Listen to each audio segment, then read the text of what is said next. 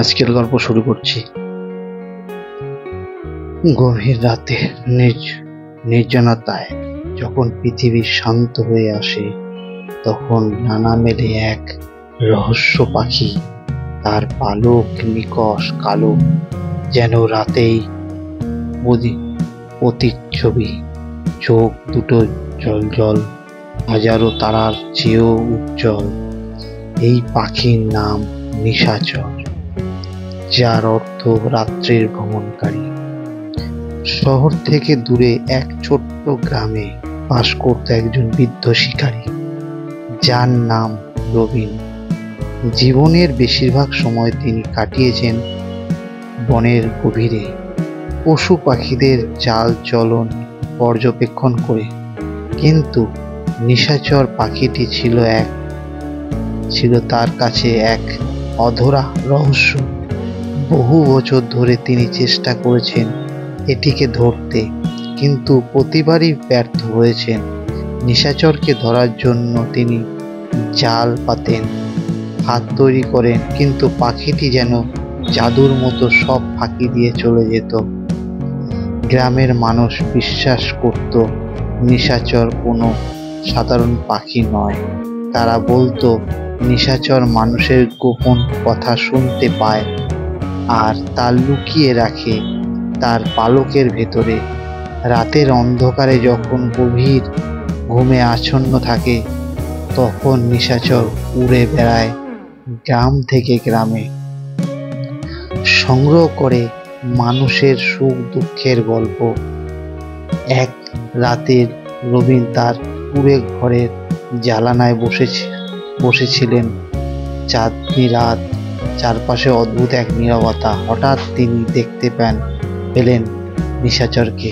পাখিটি তার জানলার কাছে এসে বসল। রবিন অবাক হলেন, কারণ পাখিটি কোনো ভয় না পেয়ে তার দিকে তাকিয়ে আছে। রবিনের মনে হলো পাখিটি যেন তার সঙ্গে কথা বলতে চায়। রবিন আস্তে করে বললেন, তুমি কি আমার কিছু বলতে চাও? পাখিটি তার জলে চোখ দুটি দিয়ে রবিনের দিকে তাকালো। হঠাৎ পাখিটির পালক থেকে একটি উজ্জ্বল আলো বিচ্ছুরিত হলো। সেই আলোয় রবিন দেখতে পেলেন তার জীবনের সব গল্প, তার শৈশব, তার প্রেম, তার হারানোর বেদনা, সব সাফল্যের আনন্দ, সব যেন পাখির পালকের মধ্যে মিশে আছে। রবিন বুঝতে পারলেন নিশাচর শুধু গল্প সংগ্রহ করে না, বরং মানুষের জীবনের প্রতিটি মুহূর্তকে ধারণ করে। এটি জীবনের এক নীরব সাক্ষী। রবিন পাখিটিকে ধরার চেষ্টা ছেড়ে দিলেন। তিনি বুঝলেন কিছু রহস্যই থাকতে দেওয়া উচিত। নিশাচর হলো সেই সব গল্পের বাহক, যা রাতের আধারে মানুষের মনকে শান্ত করে, আমাদের জীবনের অর্থ খুঁজে পেতে সাহায্য করে। সেই থেকে রবিন আর কোনোদিন নিশাচরকে ধরার চেষ্টা করেননি। প্রতি রাতে তিনি তার জানালায় বসে থাকতেন আর নিশাচর তার পাশে এসে বসত। তারা দুজনের নীরব গল্প ভাগ করে নিত, যা কেবল রাতের নিষিদ্ধতাই বুঝতে পারত। নিশাচর আর রবিনের এই সম্পর্ক ছিল এক অদ্ভুত বন্ধুত্ব, যেখানে কোনো শব্দ ছিল না, ছিল শুধু অনুভূতি আর জীবনের গভীর উপলব্ধি।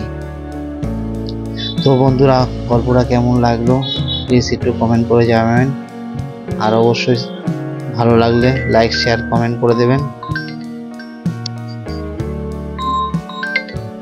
গল্পটা এখানেই শেষ করছি, আবার দেখা হবে নেক্সট ভিডিওতে।